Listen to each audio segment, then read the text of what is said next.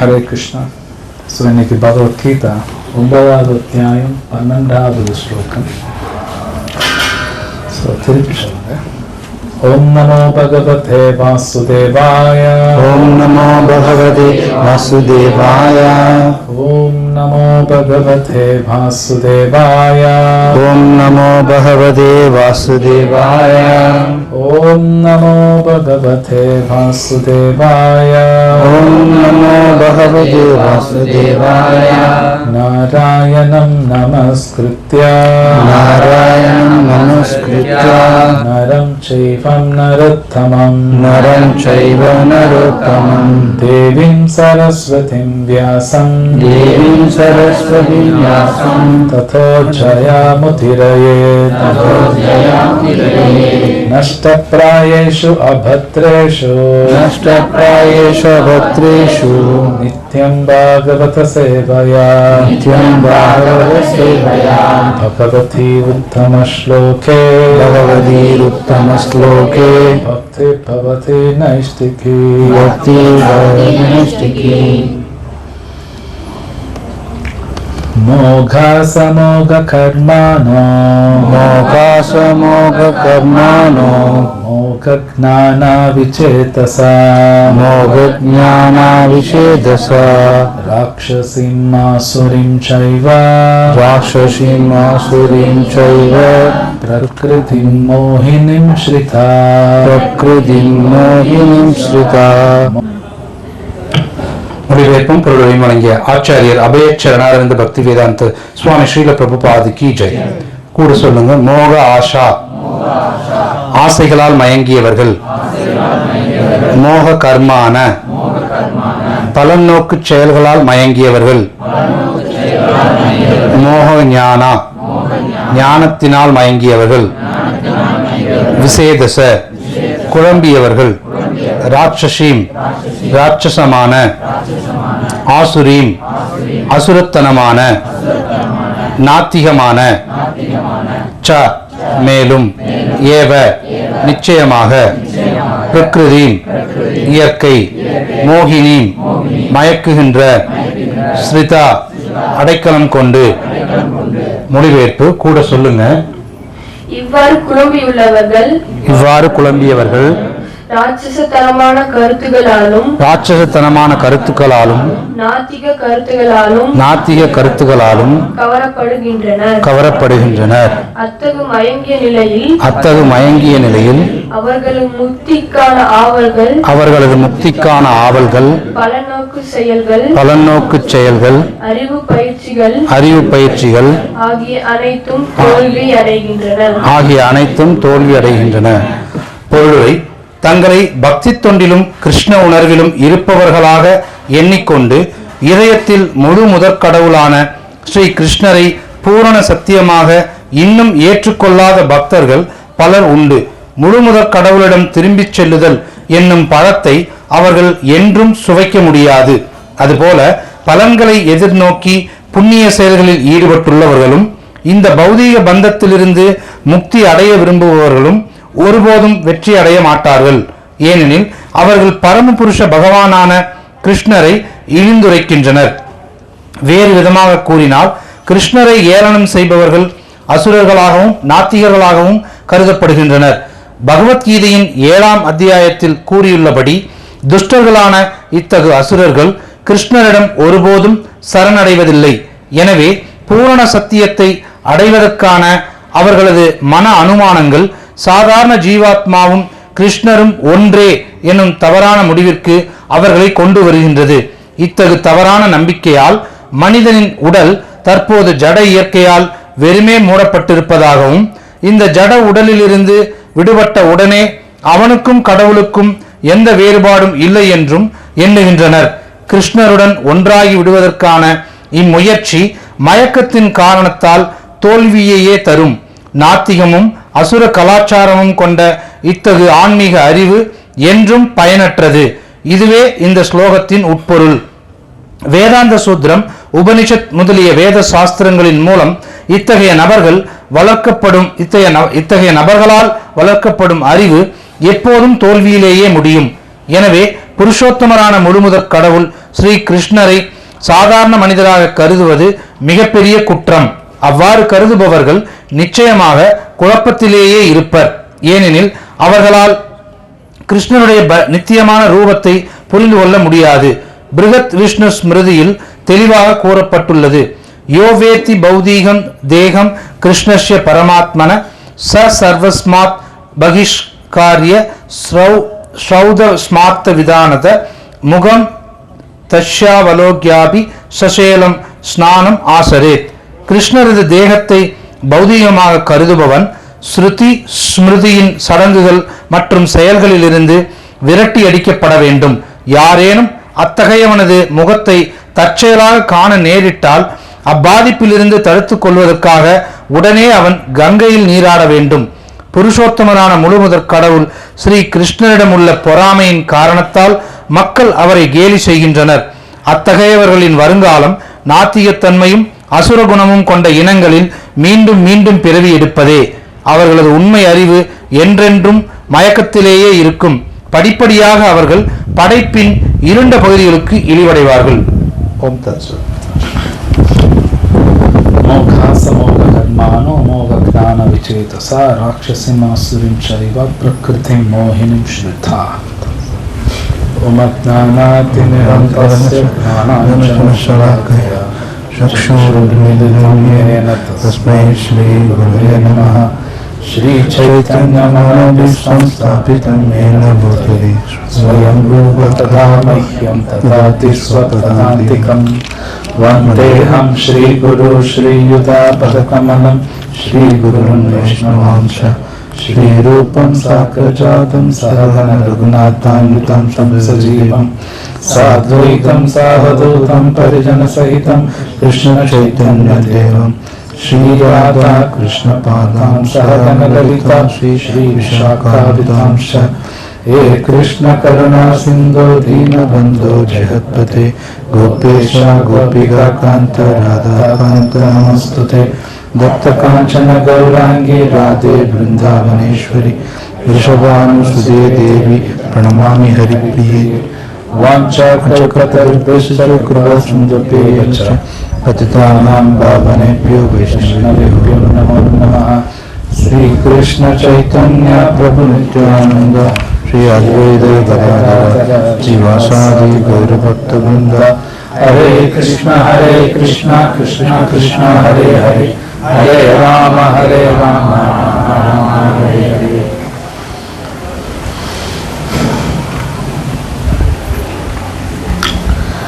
हरे Krishna.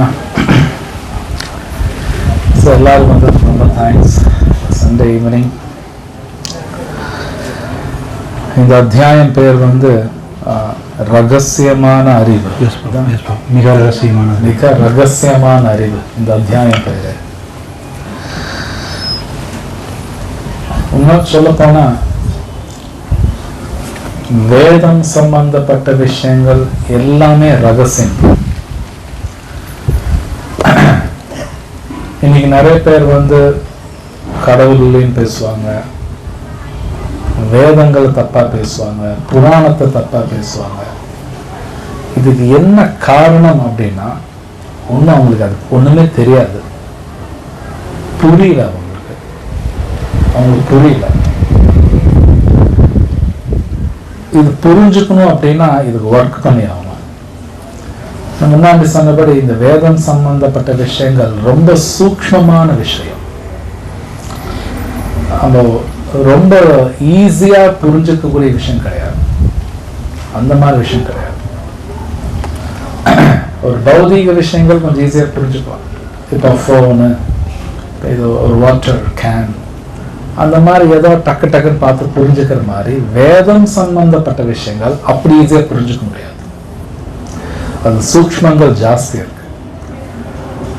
So அது புரிஞ்சுக்கணும்னா கொஞ்சம் ஒர்க் பண்ணணும் அப்படின்னு அதுக்குன்னு சில ஒர்க் பண்ணணும். ஜஸ்ட் லைக் ஒரு கார் நான் கற்றுக்கணும், ஓட்ட கற்றுக்கணும்னா அதுக்கு நான் வேலை பண்ணணும். அது தானாக வராது, அதுக்கு நான் கொஞ்சம் வேலை பண்ணணும். அது மாதிரி இந்த சாஸ்திர சம்பந்தப்பட்ட விஷயங்கள் கற்றுக்கணும்னாலும் கொஞ்சம் ஒர்க் பண்ணணும். அது ஒர்க் பண்ணல அப்படின்னாலே இந்த இடத்துல கிருஷ்ணர் சொல்றார் மோகாச மோக கர்மானோ மோக ஞான விசேதசாங்கிறார். என்ன ஆகும்னா அவங்க ஒர்க் பண்ணினா பகவான் சம்பந்தப்பட்ட விஷயங்களுக்கு எதுவுமே புரியாது, அவங்களுக்கு புரியாது. சரி, புரியலான்னு பரவாயில்ல, தப்பாவும் பேசுவாங்க. அது ஒன்றும் மோசம், தப்பா பேசுவாங்க. மேபி நீங்க பார்த்துருக்கலாம், கேள்விப்பட்டிருக்கலாம். நான் பல பேரை பார்த்துருக்கேன். உதாரணத்துக்கு கிருஷ்ணரையும் ராமரையும் தப்பா பேசுவாங்க. ராமரன் இப்படி பண்ணாரு, மனைவி மாசமா இருக்கும்போது காட்டுக்கு போக சொல்லிட்டாரு. ஆனா என்ன நடந்ததுன்னு உங்களுக்கு ஒன்றும் தெரியாது. இன்னைக்கு இருக்கிற மக்கள் ஏதோ சினிமா ஒன்று பார்த்துட்டு அது உண்மை நினச்சிக்குவாங்க. சினிமாவோட ராமாயணம் மகாபாரதம் பார்த்துட்டு இதுதான் கரெக்டுன்னு நினச்சிக்குவாங்க. அதே பைத்தியக்காரத்தனம் தான். இந்த சினிமாவில் வர ராமாயணம்லாம் ஒரு 1% உண்மை இருக்கலாம், 99 தப்பாகவும் இருக்கும். இதெல்லாம் உண்மை. ஸோ இதில் பெரிய தப்பு என்ன நடக்குதுன்னா, சரியான நபர்கிட்ட போய் கேட்டா தான் பகவான் சம்பந்தப்பட்ட விஷயங்கள் நம்ம தெரிஞ்சுக்கலாம். அது தெரிஞ்சுக்காதனால என்ன ஆகுதுன்னா, இந்த ஸ்லோகத்துல மோக ஞான விசேதச மோக கர்மானோ அப்படின்னா அவங்களுக்கு புத்தி எல்லாம் போயிடுங்க. புத்தி வேலை பண்ணாது, அவங்களுக்கு அறிவை வேலை பண்ணாது. ஆனா அறிவு வேலை பண்ணலின்னு அவங்களுக்கு தெரியாது, அவனுக்கு தெரியாது. கிருஷ்ணர் இந்த ஸ்லோகத்துல சொல்றார், கடைசியில் அவன் வாழ்க்கையில தோத்துருவான் அப்படிங்கிறார். கிருஷ்ணரே இந்த ஸ்லோகத்தில் சொல்றார், அவன் தோத்துருவான் வாழ்க்கையில. சோ அப்போ இந்த ஸ்லோகத்துல ராட்சசின் ஆசுரன் சைவா அப்படின்னா சாஸ்திரம் பத்தி தெரிஞ்சுக்கலினாலே தப்பான விஷயத்துக்கு அவங்களுக்கே தெரியாம அது மேல ஒரு அட்ராக்ஷன் வந்துடும். தப்பான விஷயத்துக்கு அட்ராக்ஷன் வந்துடும், ஆனா அவங்களுக்கு தெரியாது. ஒரு உதாரணம் சொல்றேன். இன்னைக்கு நிறைய பேர் என்ன சொல்லுவாங்கன்னா, நீ கஷ்டப்பட்டு வேலை பண்ணா உனக்கு எல்லாமே கிடைக்கும் சொல்றாங்களே. நிறைய பேர் சொல்லி கஷ்டப்பட்டு வேலை பண்ணா எல்லாமே கிடைக்கும். அது உண்மை கிடையாது. வேதம் ஒத்துக்கல. நிறைய பேர் அதை சொல்லுவாங்க, நிறைய பேர் அதை சரிங்க நம்புவாங்க. காரணம் சாஸ்திரம் படிக்கலாம். இந்த உலகத்தில் நிறைய பேர் உண்மையிலே கஷ்டப்பட்டு உழைக்கிறவங்க நிறைய பேர் இருக்காங்க. ஆனா எல்லாரும் வாழ்க்கையில காசு பார்க்கறாங்கன்னா பார்க்க முடியாது. உண்மையில உழைச்சாலும் காசு பார்க்க முடியாது. தோல்வி மேல தோல்வி வருது. மேபி அது எல்லாருக்கும் அந்த எக்ஸ்பீரியன்ஸ் இருக்கலாம். உண்மையிலே உழைப்பாங்க, ஆனா ரிசல்ட் இருக்காது. ஆனா வெளியில் நிறைய பேர் என்ன சொல்லுவாங்க, கஷ்டப்பட்டு உழைத்தா உங்களுக்கு எல்லாம் கிடைக்கும் பேசுறவங்க இருக்காங்க. ஆனா அது தப்பு. வேதத்துல ஒரு இடத்துல கூட அந்த மாதிரி வாக்கியம் கிடையாது. உண்மையிலே ஒர்க் பண்ணா கிடைக்கும். ஆனா ஆன்மீகமா ஒர்க் பண்ணா கிடைக்கும். பௌதிகம் அப்படி கிடையாது. பௌதிகத்துல எங்கேயுமே அப்படி கிடையாது. ஆனா ஆன்மீகமா ஒர்க் பண்ணா கிடைக்கும். சோ ஒருத்தர் சாஸ்திரம் படிக்கலினாலே ராட்சசின் ஆசுரின் சைவா. சோ தப்பான விஷயத்துக்கு அவங்க அட்ராக்ட் ஆயிடுவாங்க, அதை செய்வாங்க. அவங்க செய்வாங்க. செய்யும் பொழுது கண்டிப்பா அவங்களுக்கு நிறைய பிரச்சனைகள் வரும், வந்தே தீரும். ஸோ இப்போ நம்ம லைஃப்லயும் அடி மேல் அடி உழுகுது, என்னென்னமோ ஒர்க் பண்றாங்க, வாழ்க்கை ஒரு மாதிரி இருக்குன்னா இது உண்மை. நமக்கும் அந்த ராட்சசின் ஆசுரன் சைவா குணங்கள் இருக்கு. நமக்கெல்லாம் அசுர குணால இருக்கு. இல்லைங்க நினைக்கிறேன், நமக்கும் அசுர குணால இருக்கு. பகவத்கீதை படிச்சா தான் புரியும். ஒரு உதாரணம் சொல்றேன். பொதுவாக இந்த உலகத்துல எல்லாரும் அவங்கவுங்க நான் பெரிய ஆள் நினைச்சுக்குவாங்க. அது அசுரகுணா தான். புரிஞ்சு? இது நான் சொல்ல, கிருஷ்ணர் சொல்றார். நாங்க யார் தெரியுமா, எங்க ஃபேமிலி ஹிஸ்டரி தெரியுமா, உனக்கு என் ரேஞ்ச் தெரியுமா, இப்படி எல்லாம் திங்க் பண்ணாலோ பேசினாலோ அது அசுரகுணா தான். கிருஷ்ணர் சொல்ல தம்போ அப்படிங்கிற ஆரோகன்ஸ். ஆரோகன்ஸ்னா தற்பெருமை பேசுறது. தற்பெருமை ஒரு மாதிரி ப்ரைட் எல்லாம் இருக்கும். கர்வம். தம்போ தர்ப்ப அபிமானஷ்சா கிரோத பாரிஷ்யமே வச்சா அப்படின்னு கிருஷ்ணா 16வது அத்தியாயத்தில் சொல்றாரு. ஸோ இந்த அசுர குணங்கள் நமக்கும் வந்துடும். எந்த மாதிரி அசுர குணம், நான் என் முயற்சியில் நான் எல்லாம் பண்ணிடுவேன், எல்லாம் என் முயற்சியில் நான் பண்ணுவேன், அது அசுர குணம். எல்லாமே எல்லாம் பண்ண முடியாது. சொல்லப்போனால் அந்த குணம் இன்னைக்கு கலியுகத்தில் ரொம்ப ஜாஸ்தி இருக்கு. எல்லாமே இண்டிபெண்டாக இருக்கும்னு நினைக்கிறாங்க. அப்படின்னா சுதந்திரமா இருக்கும். சுதந்திரமா இருக்கும். என்னை யாரும் எதுவும் கேள்வியெல்லாம் கேட்கக்கூடாது. என்னை என்ன பிடிக்குதோ நான் பண்ணுவேன். என்னை யாரும் எதுவும் கேட்கக்கூடாது. அது அசுர குணம். அது அசுர குணம். ஒருவேளை யாராவது சொன்னா பிடிக்காது, நீங்க என்ன சொல்றது எனக்கு, அது அசுர குணம். அது நல்குணம் கிடையாது. ஏன்னா சாஸ்திரம் படிக்காதனால அவங்களே ஒரு மனசுல நிறைய கணக்கெல்லாம் போடுவாங்க. எல்லாமே அசுர கணக்கு தான், தப்பான கணக்கு தான். அதுவும் அவனுக்கு புரியாது. ஸோ இது நல்ல உதாரணம் பார்த்தீங்கன்னா, மகாபாரதத்துல துரியோதனுக்கு யுத்தமெல்லாம் ஸ்டார்ட் ஆகுறதுக்கு ரொம்ப முன்னாடியே சொல்லுவாங்க, பாண்டவாஸ்ட சண்டையெல்லாம் போட வேணாம், சுமூகமா போய்க்கோ, நல்லதுன்னு பல பேர் சொல்லுவாங்க. நிறைய பேர் சொல்லுவாங்க. பல ரிஷிகள் சொல்லுவாங்க. கூட இருக்கிறவங்க எல்லாம் சொல்லுவாங்க. அப்பாவும் சொல்லுவார், அவங்க அம்மா சொல்லுவாங்க, விதுரர் சொல்றாரு, கடைசி கிருஷ்ணரே சொல்றாரு. கிருஷ்ணரும் சொல்லுவார் வேண்டாம். சரி, சண்டை ஸ்டார்ட் ஆயிடுச்சு. சண்டை ஸ்டார்ட் ஆகி கொஞ்ச நாளுக்கு அப்புறம் பார்த்தீங்கன்னா அந்த கௌரவர்கள் தோத்துக்கிட்டே இருப்பாங்க. அப்போ அவங்க ஒரு நம்பிக்கை என்னன்னா, நம்ம ஜெயிச்சிருவோம் நினைச்சுக்கிட்டே இருப்பான். சொல்ல போனா அந்த குணம் நமக்கெல்லாம் இருக்கு. அது எப்படின்னு நான் மறுபடியும் சொல்றேன். 18 நாள் யுத்தம், 17வது நாள் நைட்டு தான் புரியுதாமா தப்பு பண்ணிட்டோமோ அப்படின்னு. அதுல எல்லாம் செத்துட்டான், எல்லாரும் செத்துட்டான். Two light. நைட்டு தெரிஞ்சு என்ன பண்றது, எல்லாம் செத்துட்டாங்க. கர்ணா எல்லாம் செத்ததுக்கு அப்புறம் தனியால் இருக்கும் போதுதான் தப்பு பண்ணிட்டோமோ. ஸோ நாம் அந்த மாதிரி இருக்கக்கூடாது. நாம் அந்த மாதிரிலாம் இருக்கக்கூடாது.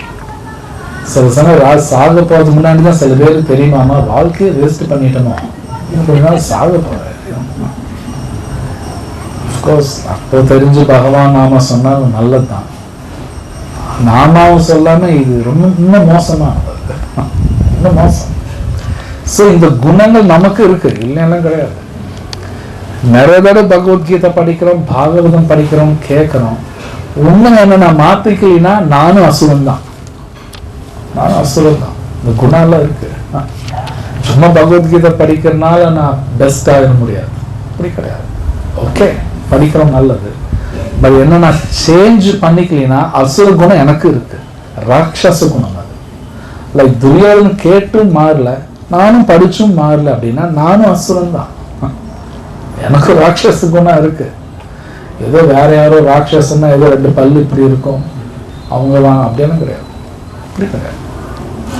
ஸோ இது டேஞ்சரஸ் குணம், இது டேஞ்சரஸ். அப்போ நம்ம பகவத்கீதை படிக்கிறோன்னா அது உண்மை, அதை குயிக்காக நம்ம லைஃப்பில் இம்ப்ளிமெண்ட் பண்ணி ஆகும். இல்லைன்னா நம்ம புத்தி ஒழுங்காக வேலை பண்ணாது, தப்பா நம்ம டைரக்ட் பண்ணிடும். நம்ம கண்டிப்பாக தப்பான டைரக்ஷன் போயிடும். அதுக்கப்புறம் நம்ம புரிஞ்சுக்கிறதுக்கு ஒரு வாய்ப்பு கிடைக்குமாலும் நமக்கு தெரியாது. ஸோ பட் இந்த கலியுகம் என்னன்னா ரொம்ப டேஞ்சரஸ். யாரை நம்புறது யாரை நம்பக்கூடாதுன்னு நமக்கு தெரியாது. அவ்வளோ கஷ்டமா இருக்குமாமா. கலியுகம் அந்த மாதிரி தான் இருக்கும். இது பாகவத புராணத்தில் சொல்லப்பட்டிருக்கு. கலியுகத்தில் யாரை நம்புறது கூட தெரியாது. மேபி முதல்ல சொல்ல போனால் என்ன நானே ஏமாத்திக்கிறேன், ஃபர்ஸ்ட் அதுதான் நடக்கும். என்ன நானே ஏமாத்திக்குவேன். ரெண்டாவது என் கூட இருக்கணும் ஏமாத்துவாங்க, என்னை கல்யாணம் பண்ணவும் ஏமாத்துவாங்க, என் குழந்தையும் ஏமாத்துவாங்க. ஒன்று அது மட்டும் இல்லை, நானும் அவங்களை ஏமாத்துவேன். என்ன நான் ஏமாத்துவேன், என் கூட பிறந்தவங்களை ஏமாத்துவேன், என்னை கல்யாணம் பண்ணவங்க ஏமாத்துவேன், பெட்ரோல் என்ன ஏமாத்துவாங்க. ஒருத்தருக்கு ஒருத்தர் ஏமாத்திக்கிட்டு தான் இருப்பாங்க. ஆனால் யாருக்கு எதுவும் தெரியாது. ரொம்ப சூக்ஷ்மா பாசம் அப்படிங்கிற பேர்ல ஏமாத்திட்டு இருப்பாங்க. பாகவத்தில் கொடுக்குறாங்க, அப்படியே சொல்றாங்க, பாசம் அப்படிங்கிற பேர்ல ஒருத்தருக்கு ஒருத்தர் ஏமாத்திக்குவாங்க. அப்ப இது நல்லா புரிஞ்சுக்கணும்னா இந்த சாஸ்திர ஞானம் வேணும். ஸோ இந்த 9th சாப்டர்ல கிருஷ்ணர் சொல்றார், இது ரகசியமான ஞானம் அர்ஜுனாங்கிறார். ராஜவித்யா ராஜ குஹ்யம்ங்கிறார். இது பெரிய சீக்ரெட், இது புரிஞ்சுக்கணும்னா கிருஷ்ணர் சொல்றார், முதல்ல நமக்கு உள்ள பொறாமை இதெல்லாம் நமக்கு எல்லாத்துக்கும் இருக்கு. நமக்கு எல்லாத்துக்குள்ள பொறாமை எல்லாம் இருக்கு. பல பேருக்கு மேல பொறாமை இருக்கு. அந்த பொறாமை குணம் இருக்கிற வரைக்கும் இது ஏறாதாமா. இந்த சாஸ்திரம் உள்ள போதாதுங்கிறான். இது வியாசர் சொல்றார், கிருஷ்ணரும் சொல்றார் பகவத்கீதா. உள்ள போகாது. சோ அப்ப இதுவும் போகாது. கலியுகம் வேற, ஒருத்தருக்கு ஒருத்தர் ஏமாத்திக்கிறோம். எப்படி யாரதான் நம்புறது? அப்புறம் மறு அதே பாகவத்துல சுகதேவ கோஸ்வாமி சொல்றார், கஷ்டமானதுதான், பகவான் நாமா சொல்லு, அதான் வரி. ஹரே கிருஷ்ணா ஹரே கிருஷ்ணா கிருஷ்ணா கிருஷ்ணா ஹரே ஹரே, ஹரே ராம ராம ராம ஹரே ஹரே. இது கேட்க ரொம்ப கஷ்டமா இருக்கு. இது என்ன கூட பிறந்தவங்க ஏமாத்துவாங்களா, நானும் அவங்களை ஏமாத்துவேன்னா? எஸ், நமக்கே தெரியாது. நம்ம எல்லாத்தையும் ஏமாத்திட்டு இருப்போம், நமக்கு தெரியாது. பாகவதம் படிச்சா புரியும். பாகவதம் படிச்சோம்னா உண்மையில நம்ம பல பேர்த்தை ஏமாத்திட்டு இருப்போம், நமக்கு தெரியாது. உண்மை பெரிய பிரச்சனை நம்ம அறிவாளி நினைச்சுக்கிறோம், அதே பெரிய ஏமாத்துறது தான். நானே நினைச்சுக்கிறேன் பெரிய அறிவாளிகள். சாஸ்திரம் படிச்சா தெரியும் நம்ம ஒண்ணுமே தெரியாத இருக்கு. ஆனா நான் அறிவாளி நினைச்சுக்கிறேன், நான் பண்றதெல்லாம் சரின்னு நினைச்சுக்கிறேன். சோ அதான் இங்க கிருஷ்ணர் சொல்றார், மோகாசா மோக, எல்லாம் மோகா, இல்லூஷன். இல்லூஷன்னா மயக்கம், மயக்கம், மாயை. மாயை. ஏன்னா பகவானோட சக்தி சும்மாலாம் கிடையாது. அவரோட சக்தி சாதாரண கிடையாது. அவரோட சக்தி புரிஞ்சுக்கிறதே கஷ்டம். அவர் எங்க நம்ம புரிஞ்சுக்கிறது? பகவானோட சக்தி புரிஞ்சுக்கிறதே கஷ்டம், அவ்வளவு ஈஸி இல்லை. பட் இருந்தாலும் பகவான் ரொம்ப கருணை உள்ளவர். இது புரிஞ்சுக்கணும்னா அவரோட நாமத்தை அவரை கொடுத்து நீ சொல்லு முதல்ல, இது ரொம்ப ஈஸி சொல்லு. சொல்லிட்டு நம்ம டெய்லி பகவத்கீதை படிச்சாகணும். இல்லைன்னா இது உண்மை. இந்த ராட்சசின் ஆசுரன் சைவா நமக்கே தெரியாம நம்ம நாஸ்திகமா தான் இருப்போம், பேசுவோம், நமக்கே புரியாது. நாத்திகம் பேசுவாங்க, என்னமோ எல்லாம் மனுஷன் எல்லாம் பண்ணிடலாம். சொல்லப்போனா இந்த உலகத்தில் நிறைய பேர் சொல்லுவாங்க, சில பேர் வந்து இந்த உலகம் தானா வந்துச்சு, இந்த மாதிரி பேசுறவங்க இருக்காங்க. இதெல்லாம் நாத்திகம். இந்த உலகத்துல ஆட்டோமேட்டிக்னு ஒண்ணு கிடையாது. ஆட்டோமேட்டிக் எதுவும் நடக்காது. இப்போ இங்க ஒரு ஸ்டாண்ட் இருக்கு, மொபைல் இருக்குன்னா இது யாரோ வந்து வச்சிருக்காங்க. ஆட்டோமேட்டிக்கா இதெல்லாம் வராது. யாரோ வந்து வைக்கிறாங்க, யாரோ ஆப்ரேட் பண்றாங்க. தானா நடக்காது எதுவுமே. நம்ம உடம்புக்குள்ள ஹிருதயம் இருக்கு. ஹிருதயம் வந்து ஒர்க் பண்ணுதுன்னா தானா ஒர்க் பண்ணாது, அதை ஒர்க் பண்ண வைக்கிறாங்க. இதுதான் உண்மை. மெடிக்கல் சயின்ஸ் டாக்டர்ஸ் எல்லாம் படிக்கணும், கொஞ்சம் நல்லா படிச்சா புரியும். ஹிருதயம் தானா ஒர்க் ஆகாது. அப்புறம் அது எப்படி ஒர்க் ஆகுது அப்படின்னா சாஸ்திரங்கள் கொடுக்குறாங்க. கிருஷ்ணா சொல்ற நான் தான் ஒர்க் பண்ண வைக்கிறேங்கிறாரு. கிருஷ்ணா தான் ஒர்க் பண்ண வைப்பார். பரமாத்மாவா அவர் பரமாத்மா எப்ப இந்த உடல் விட்டு வெளியே போறாரோ அதுதான் மரணம். அந்த பரமாத்மா வெளியே போகும்போது ஆத்மாவும் கூட போயிடும். ஆத்மா தான் நாம் போகும், அதுதான் மரணம். இந்த ஹிருதயம் தானாலே ஒர்க் ஆகாது, தானா ஒர்க் பண்ணாது. இதெல்லாம் சாஸ்திரத்தில் கொடுத்துருக்காங்க, அது உண்மை. ஸோ இங்க என்ன நான் சொல்ல வரேன்னா, இந்த உலகத்துல எது நடந்தாலும் பகவானோட சாங்ஷனிங் இல்லாம எதுவுமே நடக்காது, எதுவுமே நடக்காது. இப்போ நீங்க என்னமா பார்த்துருப்பீங்க, இந்தியாவில் பயங்கர வெயில்னால நிறைய பேர் இறந்துட்டாங்க. நார்த் இந்தியாவில் நிறைய இறந்துட்டாங்க. அப்புறம் பல இடத்துல யுத்தம் நடந்து நிறைய இறக்குறாங்க. இது எல்லாமே பகவான் சாங்ஷனிங் தான் இருக்கு. என்னங்க இறக்குறாங்கன்னா, எஸ் அவன் இறக்கணும், அவனோட கர்மா பிரகாரம் அது நடக்கும், சும்மாலும் கிடையாது. கர்மான விதி. சோ கிருஷ்ணா அப்புறம் பகவத்கீதையில் விதியை பத்தி பேசுறார். அந்த விதி இருந்தாலும் அந்த விதியை ஜெயிச்சுட்டும் வரலாங்கிறார் கிருஷ்ணா சொல்றார். தமிழ்ல சொல்றாங்களே, விதி வந்து மதியால வெல்லலாம். மதி நாலேஜுங்கிறது பகவத்கீதா. இந்த பகவத்கீதா அறிவு இருந்தா தான் உண்மையிலேயே விதி பிரகாரம் நான் கஷ்டப்படணும் இருந்தா கூட தப்பிக்கலாம். இந்த நாலேஜ் வந்து தப்பிக்க முடியும். நான் எம்பிபிஎஸ் பிஹெச்டி அந்த நோபல் பிரைஸ் வாங்கினாலும் தப்பிக்க முடியாது. ஓகே, இந்த அறிவு இருந்தா தான் தப்பிக்க முடியும். ஏன்னா கிருஷ்ணா சொல்றாரு, பகவத்கீதை இருக்கு, ஸ்லோகமே இருக்கு, ஞான அக்னி சர்வ கர்மாணி பஸ்மாத் சத் குருதே. இந்த அறிவு இருந்தா விதியை எரிச்சிடலாங்கிறார். இது ரொம்ப ஹை கிளாஸான நாலேஜ். ஸோ இந்த கலியுகத்தில் இந்த ஹை கிளாஸான நாலேஜ் எல்லாம் புரியாது, சட்டம் புரியாது, எல்லாத்துக்கும் புரியாது. இது உண்மை, பொய்யெல்லாம் கிடையாது. முன்னாடி சொன்னபடி உட்காந்து படிக்கணும், சரியான குருட்ட போய் கேட்கணும். அது இந்த கலியுகத்தில் இருக்காது. ஒரு சரியான குரு தேடி கண்டுபிடிச்சு தான் போய் கேட்கணும். ஜஸ்ட் லைக் நான் ஒரு கார் ஓட்ட கற்றுக்கணும்னா அதுக்கும் சில பேர் இருப்பாங்க, அந்த கற்றுக் கொடுக்குறவங்க சில பேர் இருப்பாங்க, அவங்கள்ட்ட தான் போய் கற்றுக்கணும், அவங்கள்ட்ட தான் போய் கற்றுக்கணும். அது மாதிரி இந்த சாஸ்திரம் தெரிஞ்சுக்கணும்னாலும் சாஸ்திரம் நல்லா தெரிஞ்சவங்க அவங்கள்ட்ட போய் கேள்வி கேட்கணும். ஏன் இந்த உலகத்தில் போய் இருக்கு, நான் ஏன் கஷ்டப்படுறேன், எனக்கு ஏன் இந்த மாதிரி குடும்பத்திலமை பிறக்கணும், எனக்கு ஏன் இதெல்லாம் நடக்குது, இந்த கேள்வி கேட்கணும். இந்த கேள்வி கேட்கலினால அவங்க அறிவு இல்லைங்கிறாங்க, அதுவும் சாஸ்திரத்தில் கொடுக்குறாங்க. அறிவாளி எந்த மாதிரி கேள்வி கேட்பாங்க ஒரு சாஸ்திரத்தில் இருக்கு, சாஸ்திரத்தில் இருக்கு, அதுவும் இருக்கு. இந்த கேள்வி கேட்கலினாலே அவன் ஒரு முட்டாள் அப்படிங்கிறான். ஸோ அப்போ ஒருத்தர் டெய்லி பகவத்கீதா படிக்கணும், படிச்சா தான் அவங்களுக்கு புரியும். படிக்கலைன்னா இந்த ஸ்லோகத்தில் சொல்றபடி அவங்களுக்கு புத்தியெல்லாம் கெட்டு போயிடும், வாழ்க்கையில அவங்க தோத்துருவாங்க. ஒன்னும் வாழ்க்கையில தோத்துருவாங்க, வாழ்க்கையில ஜெயிச்சிருவாங்கன்னா அப்படின்னு மறுபடியும் புரிஞ்சுக்கணும். முதல்ல ஜெயிக்கிறது என்னன்னு நான் சொல்றேன். வாழ்க்கையில ஜெயிக்கிறதுனா வெளியில என்ன சொல்லுவாங்கன்னா, எங்க தாத்தா சைக்கிள்ல போனாரு, இவன் ஒரு 10 வருஷம் முன்னாடி குடிசையில் இருந்தாங்க, இப்ப 100 கோடி ரூபாய் பங்களால இருக்காரு, ஒரு வாழ்க்கையில ஜெயிச்சுட்டாரு, அப்படிதான் பேசுவாங்க எல்லாரும். வேதம் அப்படி சொல்லல. வாழ்க்கையில ஜெயிக்கிறதுனா 4 விஷயம் கொடுக்குறாங்க.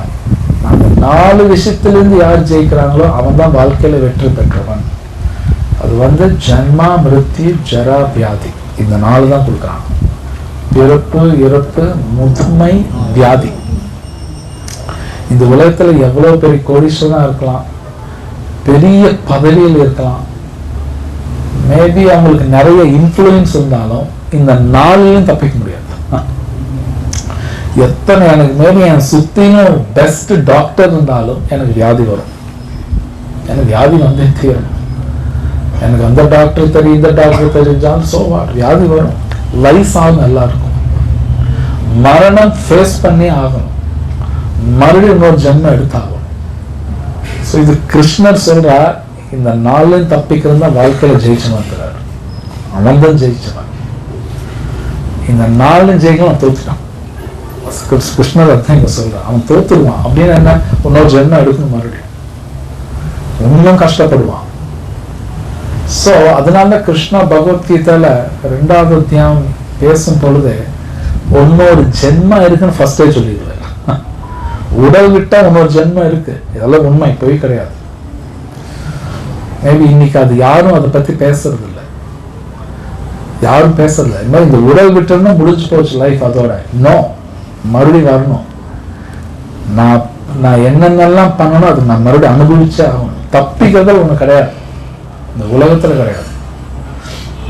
முதல்ல இந்த உலகத்தை புரிஞ்சுக்கணும்னா பகவத்கீதை படிச்சா தான் உலகத்தை புரிஞ்சுக்க முடியும். அப்படின்னா இந்த உலகம் எப்படி இயங்குதுன்னு புரிஞ்சுக்கலாம், அதெல்லாம் புரிஞ்சுக்கணும்.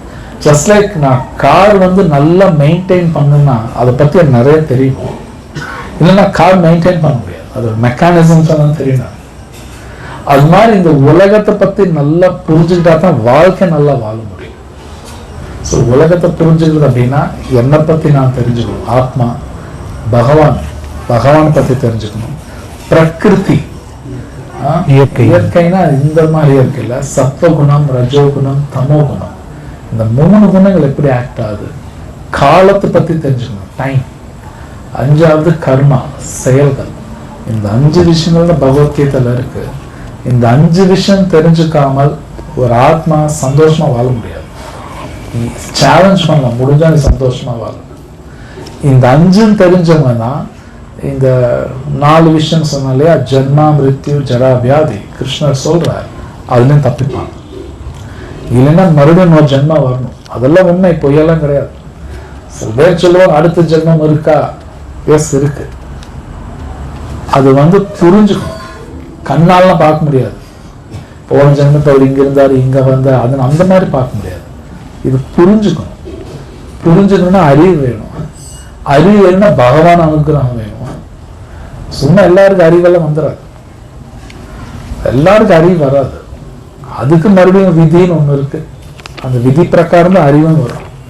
ஆனால் ஒருத்தர் கிருஷ்ணரோட நாமா சொன்னா அது யார் வந்தாலும் அறிவு. இது கிருஷ்ணரே சொல்றார். ஜஸ்ட் பகவானோட நாமா. இன்னைக்கு நீங்க திருப்பதி போனீங்கன்னா கோவிந்தா ராமான்னு சொல்லிக்கிட்டே இருப்பாங்க. அந்த நாமா சொன்னா அவனுக்கு அறிவு கொடுப்பாங்க.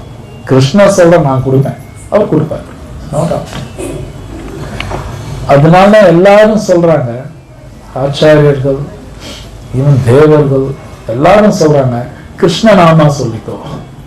ஹரே கிருஷ்ணா ஹரே கிருஷ்ணா கிருஷ்ணா கிருஷ்ணா ஹரே ஹரே, ஹரே ராம ஹரே ராம ராம ராம ஹரே ஹரே. இது உண்மை. இந்த அறிவு இல்லாமல், இந்த ஒரு அறிவு இல்லைன்னு வைங்க, மற்ற உலக அறிவு இருந்தாலும் தப்பு பண்ணுவாங்க. நீங்க இன்னைக்கு ஸ்டாட்டிஸ்டிக்ஸ் அப்படின்னா புள்ளி விவரம் எடுத்தீங்கன்னா, உலகத்துல தப்பு பண்றது யாருன்னா படிச்சும் தான் பண்றான். நீங்க உண்மையில எடுத்து பார்த்தீங்கன்னா, ரொம்ப படிக்கிறாங்க இல்லையா, அவன் தான் தப்பு பண்றான். இப்போ உண்மையில ஏன் நீங்க எல்லாம் படிச்சோம்னா ஏன் தப்பு பண்ணணும்? இந்த கேள்வி ஒண்ணு இருக்கு. பார்த்தீங்கன்னா நீங்க சைபர் கிரைம்னு கேள்விப்பட்டிருக்கீங்களா? அந்த கிரைம் பண்ண ரொம்ப படிச்சிருக்கணும். அவனுக்கெல்லாம் கம்ப்யூட்டர் நல்ல அறிவு இருக்கணும், மொபைல்ல அறிவு இருக்கணும், இல்லை அந்த மாதிரி திருட முடியாது. மொபைல் கம்ப்யூட்டர் வச்சு உலகத்துல எங்கேயோ பணம் எல்லாம் திருடுறானா ரொம்ப அறிவு இருக்கும். உண்மையில பெரிய பெரிய யூனிவர்சிட்டியில படிக்கிறான்னா ரொம்ப அறிவு இருக்கும். அவன் ஏன் தப்பு பண்றான்? ஏன்னா இந்த அறிவு இல்லாம, அந்த பகவத்கீதாங்கிற அறிவு இல்லைன்னா யாரா இருந்தாலும் தப்பு பண்ணுவாங்க. நாமளும் பண்ணுவோம். நமக்கு ஒண்ணு முழுசா புரியாதனால நம்ம தப்பு பண்ணியே பண்ணுவோம். இந்த அறிவு முழுசா புரிஞ்சுக்கணும். இது நான் வாழ்க்கையில் இம்ப்ளிமெண்ட் பண்ணாதான் தப்பு பண்ணாம இருப்பேன். என்ன தப்பு பண்ணுவான், நோ டவுட், தப்பு பண்ணே தீரணும். அப்புறம் அதுக்கு உண்டான தண்டனை அனுபவிச்சாங்க. ஸோ கிருஷ்ணா அவரே சொல்றார் பகவத்கீதையில, இந்த சாஸ்திரம் தயவு செய்து ஏத்துக்கோ, இது கேளுங்கிறார். அப்போ ஒருத்தர் பகவத்கீதை படிக்கலைன்னா தப்பு பண்ணி ஆகணும், அவ்வளவுதான் முடிஞ்சது. நாம படிக்கலாம், நம்ம தப்பு பண்ணுவோம். நம்ம குழந்தை படிக்கலைன்னு அந்த குழந்தையும் தப்பு பண்ணுவாங்க, என்ன வேணாலும் பண்ணுவாங்க. ஸோ சிவபெருமானும் சொல்றார் இந்த பகவத்கீதை படிங்கிறார். அவரு சொல்ற ஸ்லோகமெல்லாம் இருக்கு. நீங்க பகவத்கீதை படிச்சீங்கன்னா பிரபுபாத் இதெல்லாம் கொடுத்துருக்கார். ஏகம் சாஸ்திரம் தேவிக்கு புத்திர கீதம். சிவபெருமான் சொல்றார் ஒரே ஒரு சாஸ்திரம், அந்த தேவகி புத்திரா யாரு? கிருஷ்ணா. அவர் சொன்ன அந்த பகவத்கீதா எடுத்துக்கோ அவர் சொல்றார். ஸோ இந்த Bhagavad Gita most important knowledge, most important. இதுதான் இருக்குல்ல மோஸ்ட் இம்பார்ட்டன்ட். மற்ற ஸ்கூல்லையும் காலேஜ்லையும் கற்றுக் கொடுக்கறது அஃப்கோர்ஸ் அது வேணும், லைஃபுக்கு அது தேவை தான். ஆனால் அது மட்டும் பத்தாது. ஆனால் நீ உலகத்தில் அது இருந்தால் போதும் நினைக்கிறாங்க, அதுதான் பைத்தியக்காரத்தனம். ஸோ நம்ம டெய்லி சீரியஸாக பகவத்கீதா படிக்கணும், நல்லா புரிஞ்சுக்கணும், சீரியஸாக ஹரிநாமா சொல்லணும். அப்போதான் நம்ம தப்பிப்போம். என்ன மாதிரி பிரச்சனை வந்தாலும் சொல்யூஷன் கண்டுபிடிச்சிடும். ஏன்னா இந்த உலகத்துல அத்தனை பிரச்சனைக்கும் சொல்யூஷன் இருக்கு. எனி ப்ராப்ளம் சொல்யூஷன் இருக்கு. ஜஸ்ட் லைக் ஒரு பூட்டுன்னு இருந்தா அதுக்கு சாவி இருக்கும், சாவி இல்லாம இருக்காது. உலகத்துல அத்தனை பிரச்சனைக்கும் சொல்யூஷன் இருக்கு. ஆனா அந்த சொல்யூஷன் நான் தெரியும்னா சாஸ்திரம் படிக்கணும், இல்லைன்னா சொல்யூஷன் தெரியாது. அவங்க பார்த்தீங்கன்னா எப்பவுமே ஒரு புலம்பிக்கிட்டே இருப்பாங்க, கவலைப்பட்டுக்கிட்டே இருப்பாங்க, அப்படியே செத்துருவான், மறுபடியும் பிறப்பான், மறுபடியும் அப்படியே தான் இருப்பான். ஸோ இந்த பகவத்கீதா தான் நமக்கு சொல்யூஷன் கொடுக்கும், வேற யாரும் சொல்யூஷன் கொடுக்க மாட்டாங்க. அது மோஸ்ட் இம்பார்ட்டன்ட் சாண்டிங் தான். ஸோ இங்கே நான் ஸ்டாப் பண்ணுறேன். ஏதாவது கேள்வி தான் கேளுங்க. ஹரே கிருஷ்ணா. ஏதோ ஸ்லோகா சம்பந்தப்பட்ட கேள்வி இதாக இருந்தால் கேட்போம்.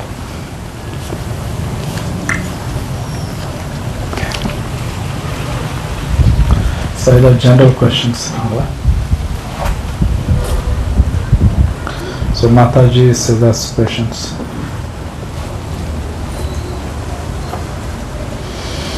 Okay.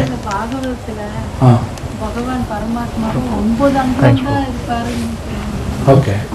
So கேள்வி அது என்ன கேள்வி நம்மளுக்கு? அவ்வளவுதான் இந்து பகவான் விரிவடைவு. புரியல. 9 அங்குலம் தான் இருப்பாருன்னா நம்ம இதயத்துக்குள்ள பரமாத்மாவா Yeah, of course. எல்லா ஹிருதயத்தையும் எறும்போட உடம்புக்கு இது நம்மளோட மூளையில யூஸ் பண்ணி எறும்புகளை எப்படி இருப்பாரு, எறும்புக்குள்ள எப்படி இருப்பாரு அப்படி நம்ம புரிஞ்சுக்க முடியாது. டிஃபிகல்ட். ஒரே வழி பகவான் நாம சொல்லத்தான் அது புரியும். இந்த மரத்துக்குள்ளேயும் பகவான் இருக்காரு. இதெல்லாம் உண்மை. மரத்துக்குள்ளும் இருக்காரு. So, வேற கேள்வி இருக்கா?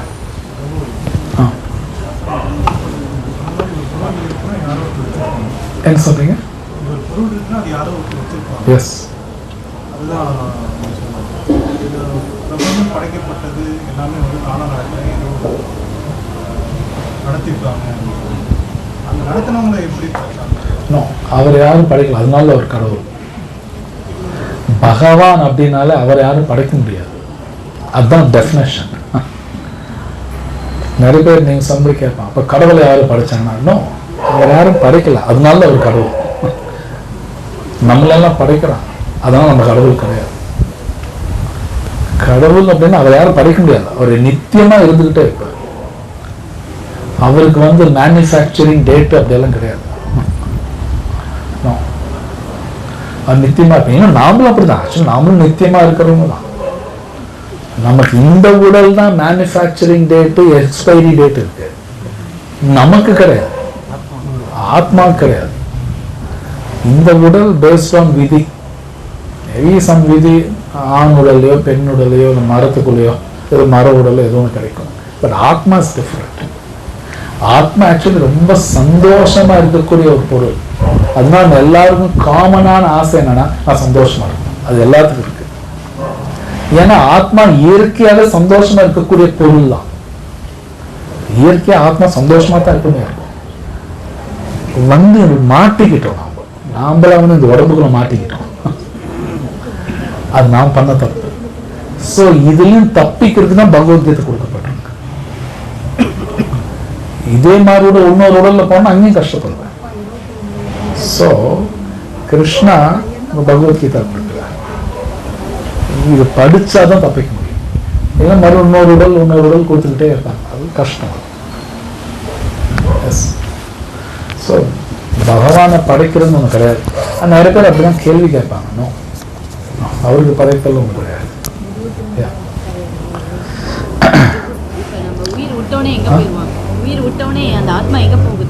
அது பேஸ்ட் ஆன் அவங்களோட கர்மா பொறுத்து தான். இது நம்ம டிஃபைன் பண்றது கஷ்டம். உடல் விட்டும் அந்த ஆத்மா பேஸ்ட் ஆன் விதி. அது விதி பிரகாரம் உடனே உடல் கொடுப்பாங்க, கொடுக்காம இருப்பாங்க, இல்லை கொஞ்சம் லேட்டாக கொடுப்பாங்க. அது அவங்களோட விதி பிரகாரம் தான். அது விதி பிரகாரம் தான் நடக்கும். இது நாம் உட்காந்து டிஃபைன் பண்ண முடியாது.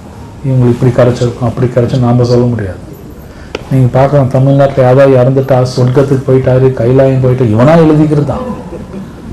இவன் சொல்ல முடியாது. இதெல்லாம் கிடையாது. பேஸ்ட் ஆன் விதி தான். அது பகவானுக்கு தெரியும். தென் யம தர்மராஜ் அவங்களுக்கு தான் தெரியும். அப்ப அது சாஸ்திரம் பண்றது, 8 படிக்கிறது, 16 பண்றாங்க, 32 செய்யறாங்க இல்லைங்களா? அது பண்ணணும். எதை நோக்கி பண்ணிட்டு இருக்காங்க? வெல், அது ஏன் பண்றாங்கன்னா அந்த ஆத்மாவுக்கு நல்லது நடக்கும்னு இவங்க பண்றாங்க. ஆனா உண்மையில் அப்படி பண்ணும்போது நல்லது நடக்கும்.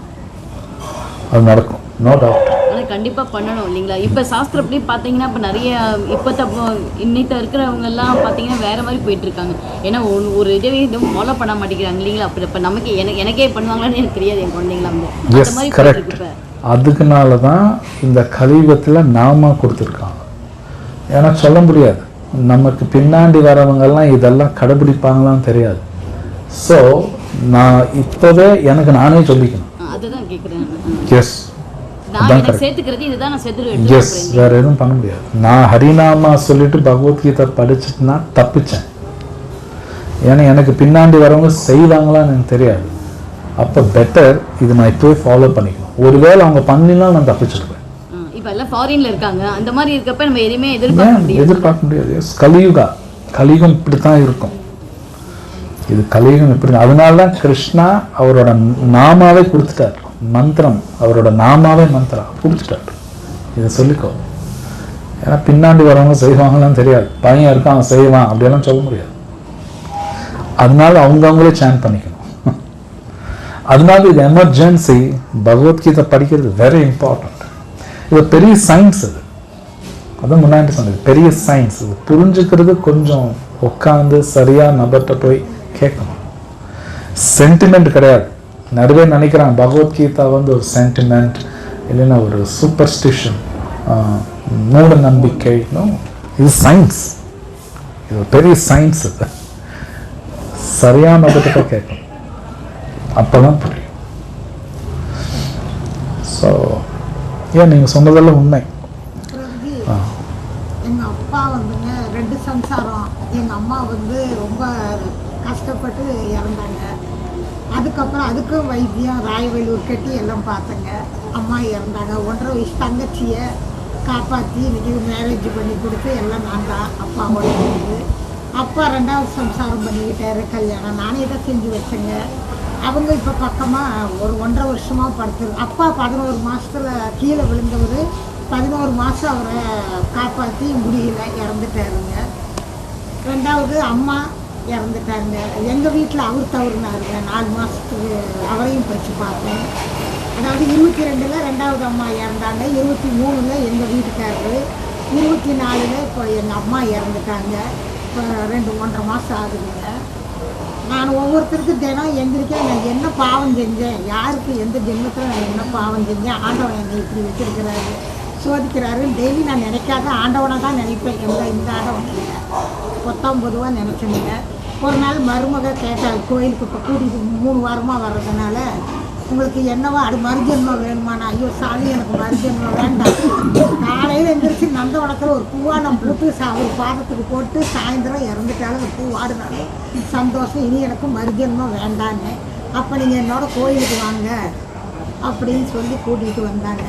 நான் என்ன பாவம் பண்ணினேன், நான் இத்தனை பேர்த்துக்கு இவ்வளோ கஷ்டம், 4 பேர்த்துக்கு கஷ்டப்பட்டுருக்கேன் எங்கள் வாழ்க்கையில். இது நம்ம தெரியாது, சொல்ல முடியாது என்ன பண்ணோம். ஆனால் ஒன்று, இந்த உலகத்தில் எது நடந்தாலும் ஒரு காரணம் இருக்குது, சரியான காரணம் இருக்குது. நம்ம வாழ்க்கையில் நம்ம என்ன நடந்தாலும் அது சரிதான்.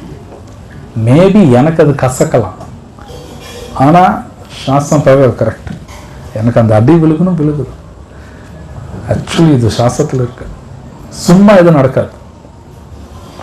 இது ஸ்ரீமத் பாகவத்தில் படிச்சிங்கன்னா வரும். இந்த உலகத்தில் எது நடந்தாலும் சும்மா நடக்காது, ஒரு காரணம் இருக்கு எல்லாத்துக்கும். ஸோ அது மேபி நிறைய தடவை அந்த காரணம் கண்டுபிடிக்கிறதே கஷ்டமாக இருக்கும். அதுதான் காரணம் இல்லைன்னு அர்த்தம் கிடையாது, காரணம் இருக்கு. ஸோ பெட்டர் நாம சொல்லிட்டு பகவத்கீதை படிச்சுட்டு போயிட்டு இருந்தா அவரும் நமக்கெல்லாம் பிளான் பண்ணுவார். அது நல்லபடியாக பிளான் பண்ணுவார். அது நீங்கள் அதெல்லாம் யோசிக்கலாம், அதெல்லாம் நீங்கள் யோசிக்கலாம். நீங்கள் சேன் பண்ணுங்க போங்க, அவ்வளோதான். அதெல்லாம் யோசிக்கலாம். எனக்கு யார் பண்ணுவாங்க அதெல்லாம் யோசிக்கலாம். நாம் ஹரிநாமாசனும் படிக்கணும், அவரு தான் பிளான் போடுவார். ஏன்னா பையன் பார்ப்பானா பொண்ணு பார்ப்பாங்களா அதெல்லாம் தெரியாது. அதெல்லாம் யோசிக்க வேண்டிய அவசியம் இல்லை. இது நான் சொல்லலை, பகவத்கீதையில் ஸ்லோகமே இருக்கு. 9th சாப்டரில் இதே அத்தியாயத்தில் வருது. அனன்ய சிந்தயந்தோ மாம் ஏ ஜனாஹ பரியுபாசதே தேஷாம் நித்யபியுக்தானாம் யோகக்ஷேமம் மகாமியம். கிருஷ்ணர் சொல்ற, நான் சொல்றது செய், உன்னை நான் பார்த்துக்கிறேங்கிறார். அவர் பார்த்துக்குவார். எப்படி பார்த்துக்குவார் அதெல்லாம் யோசிக்கக்கூடாது, அதெல்லாம் நீங்கள் யோசிக்கலாம். அவர் சொல்ற கேளுங்க, அவ்வளோதான். டாக்டர் மருந்து கொடுக்குறாருன்னா மருந்து சாப்பிடுங்க. இந்த மருந்து எப்படி வேலை பண்ணும் அதெல்லாம் உங்களுக்கு எதுக்கு, அதெல்லாம் உங்களுக்கு தேவையில்லை. டாக்டர் மருந்து சாப்பிட்ற சொல்ல மருந்து சாப்பிடுங்க. இது சாப்பிட்டா எது எங்கே போகும் அது சொன்னாலும் புரியுமான புரியாது. ஸோ கிருஷ்ணர் சொல்ற, நான் சொல்ற செய்யணும். மோஸ்ட் இம்பார்ட்டன்ட் சாண்டிங் தான். தென் பகவத்கீதை படிக்கிறது, ரெண்டுமே முக்கியம். மற்றது அவர் பார்த்துக்குவார். ஸோ வேற ஏதாவது கேள்வி இருக்கா? வேற கொஷன்ஸ்? ओके ग्रंथराज श्रीमद् भगवद गीता की जय, श्रील प्रभुपाद की जय। ओ प्रेमानंद ओम तत्सत।